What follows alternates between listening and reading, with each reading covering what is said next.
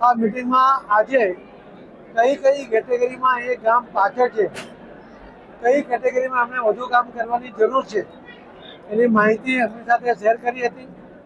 અને દરેક ગામમાં સ્વચ્છતા માટે 358 ગામ એ બધામાં સફાઈ માટેનું એક પ્લાનિંગ કરવામાં આવ્યું છે કે દરેક ગામમાં એ સ્વચ્છ ગામ બને. સાથે સાથે જળ સંચય માટે પણ દરેક ગામ અને ખેતરોમાં પણ જળ સંચયની યોજના આકાર લે. વિધવા બહેનોને જેમને પેન્શન નથી મળતું એનું ફોર્મ ભરવામાં આવે. આખા જિલ્લાના કુપોષિત બાળકોને જે લગભગ 764 બાળકો છે એમને 2 મહિનામાં કુપોષિતમાંથી બહાર કાઢવા માટેનો પણ પ્લાન અહીં કરવામાં આવ્યો છે. જે સુકન્યા યોજનાના એકાઉન્ટ ગયા વખતે નવસારી સંસદીય મત વિસ્તારમાં 44,000 એકાઉન્ટ ખોલવામાં આવ્યા હતા. હવે બીજે જે કોઈ બહેનો દીકરીઓ બાકી છે એના પણ એકાઉન્ટ એને ખોલવા માટેનું નક્કી કરવામાં આવ્યું છે.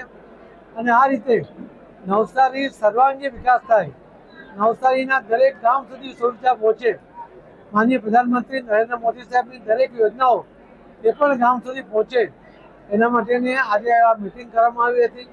અને જે રીતે સરપંચોએ ઉત્સાહ બતાવ્યો છે, ચૂંટાયેલા પ્રતિએ ઉત્સાહ બતાવ્યો છે, એનાથી ચોક્કસ મને લાગે છે કે 2 મહિનાની અંદર નવસારી આખા દેશમાં દરેક યોજનાઓને પૂર્ણ કરવામાં પ્રથમ નંબરે હશે એવો મને વિશ્વાસ છે. ધન્યવાદ. સ્વાગત કરવા માટે ડેપ્યુટી કલેક્ટર શ્રી કુમાર સાહેબની વિનંતી. નરેશભાઈ